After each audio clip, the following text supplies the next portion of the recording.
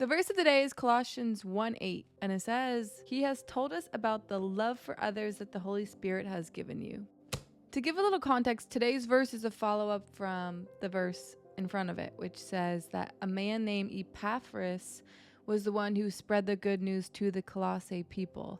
So today's verse is saying he, as in Epaphras, told Paul about the love for others that the Holy Spirit has given the people of Colossae. So he's basically just saying, hey, we've heard about the love that you have from the Holy Spirit. This verse stood out to me because it said the love for others that the Holy Spirit has given you.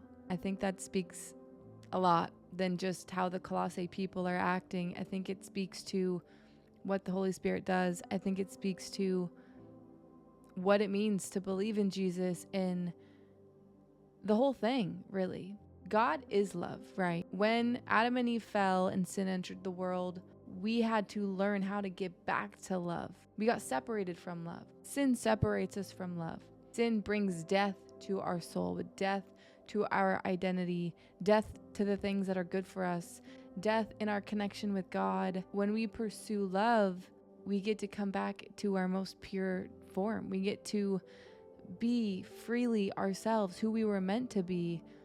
And the only way we can actually become that, the only way we can actually have love for others and have pure love for ourselves is through the Holy Spirit. That's why Jesus had to come. Jesus had to come because you and I couldn't get to that pure form without Jesus coming. We couldn't have power over sin without Jesus doing what he did on that cross, because he took all sin and he died with it, he defeated it, and he rose again. And you and I wouldn't have the power of the Holy Spirit if it weren't for Jesus rising again, because he left his spirit that is still alive, that rose again and never died. So he's been alive since the day he rose again and left that spirit on earth for you and I to continue to become more alive in who we are, to continue to spread the news so that other people can become alive in who they are, become more like Jesus. I just think it's a really good perspective that in order to love people, you have to have the Holy Spirit. The Holy Spirit is what develops true love within your heart for other people. The Holy Spirit is what keeps us out of jealousy and judgment and unforgiveness and resentment and hatred and bitterness and all of that icky stuff. The only way we can stay away from that and work to stay away from it, which, by the way, we can't work to get out of it in our own strength. We need the Holy Spirit. We need the power of God to defeat that kind of sin, because we're fighting more than just a bad perspective or a bad mood or bad habits. We're fighting spiritual things, spiritual powers, darkness in the world. This is why we couldn't overcome sin without what Jesus did. Because God saw we kept falling short. We kept getting condemned because we weren't strong enough to defeat evil in our own power. But the only person who can, God, did.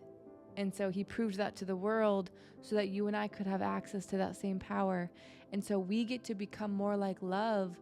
The more we pursue the heart of God, the more we develop relationship with Jesus, the Holy Spirit will heal our heart, help us get rid of unworthiness or insecurity or the fear or the doubt, give us truth, help us to understand that God really does complete our heart, really does help us not be lonely, really does help us get strategy and vision and clarity about our true identity.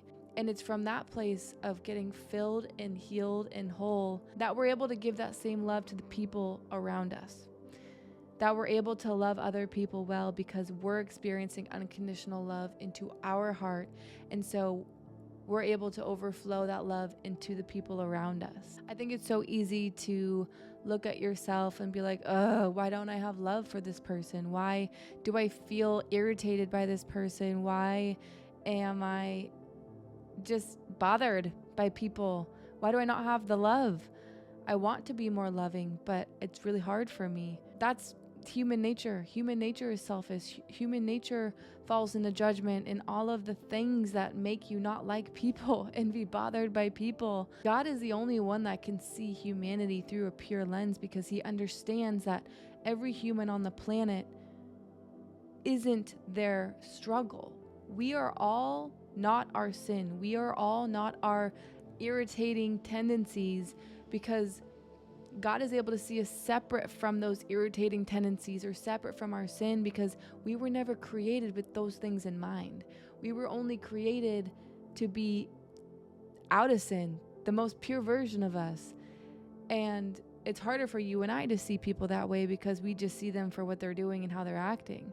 And we can't see in the spiritual realm like God does. So he can easily separate it and have unconditional love because he knows our struggle isn't flesh and blood. Our struggle is a lot deeper, is a lot more spiritual than most people think. So when we remember having that true, genuine love for others, time and time again, no matter how much you get hurt or experience pain or betrayal or any of those feelings, it's not going to become pure, and you're not going to be able to maintain that love without the power of the Holy Spirit purifying your heart, making your heart look more like Jesus, getting rid of the parts of us that are sinful and selfish.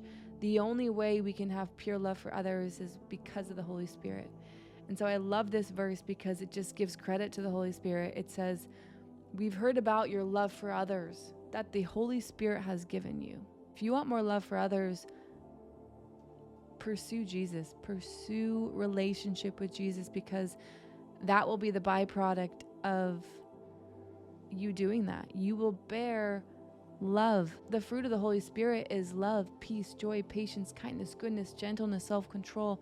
The more you pursue the heart of Jesus, relationship with Jesus, the more your heart will be full of that kind of fruit, and the more love, joy, peace, patience, kindness you will have for other people. And this is how you and I are able to be vessels of God, examples of Jesus, because we have the Spirit of Jesus in our heart helping us look more like him.